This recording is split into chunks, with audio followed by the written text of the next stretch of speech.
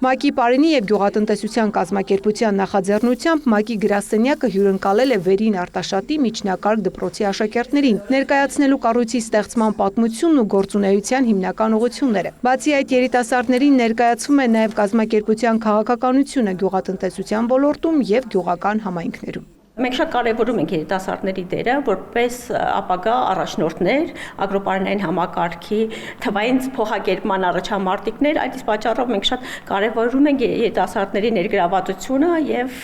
գիտելիքների տրամադրումը այդ հարցում։ Խոսվում է նաև կայուն զարգացման նպատակների և Հայաստանի համար սահմանված առաջնահերթությունների մասին, ապա կազմակերպվում է առցանց վիկտորինա հարցուպատասխանի ձևաչափով։ Արագ և ճշգրիտ պատասխանների համար մրցանակը հանձնվում է Սոնային։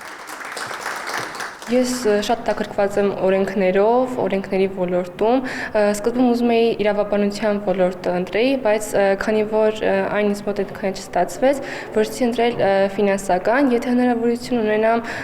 աշխատելու շատ մեծ հաճույքով կարող եմ այդ ճյուղով աշխատել նաև այստեղ։ Քննարկվող հաջորդ թեման Պարենի և գյուղատնտեսության կազմակերպության բազմաշերտ առաքելությունն է Հայաստանում և աշխարհում, որը միտված է սովի հաղթահարմանը, պարենային անվտանգության ամրապնդմանը, գյուղական բնակչության կենսամակարդակի բարձրացմանը։ Ինֆորմացիան կարևոր էր, ես իմացա, թե ինչով է նպաստում ՄԱԿ-ը գյուղատնտեսության վրա, ծրագրեր է մշակում, օգնում է գյուղատնտեսության զարգացմանը, որը տնտեսության զարգացմանը է նպաստում։ Այս կրթօջախի ընտրությունը պատահական չէ, 10 տարի առաջ ՊԳԿ-ի փորձարարական ծրագրով վերին Արտաշատի դպրոցում հիմնվել է ջերմատուն, որտեղ աշակերտներն այսօր էլ աճեցնում են պտուղ բանջարեղեն, ծանոթանում ժամանակակից տեխնոլոգիաներին, նաև իրենց գիտելիքներով խրախուսում ծնողներին անցնելու խելացի գյուղատնտեսության։ Այս վերջին 1-2 տարվա ընթացքում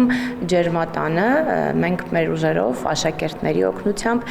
ելակ ենք աճեցնում եւ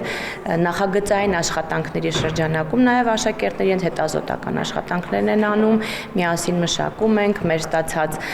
բերքը իրացնում ենք եւ ստացված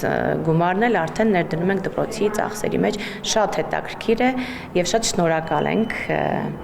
ՄԱԿ-ի գրասենյակի նման աջակցության համար։ Վերջում աշակերտները դիտում են նաև ՄԱԿ-ի Պարենի և գյուղատնտեսության կազմակերպության 30-ամյա գործունեությունն անփոփոխ տեսանյութ, որում ներկայացված են Հայաստանի գյուղատնտեսության զարգացմանը, պարենային անվտանգության ամրապնդմանը և գյուղական համայնքների զարգացմանը միտված ծրագրերը։ Ծաղկանուշ Միրզոյան, Ռաֆիկ Սողոմոնյան, լուրեր։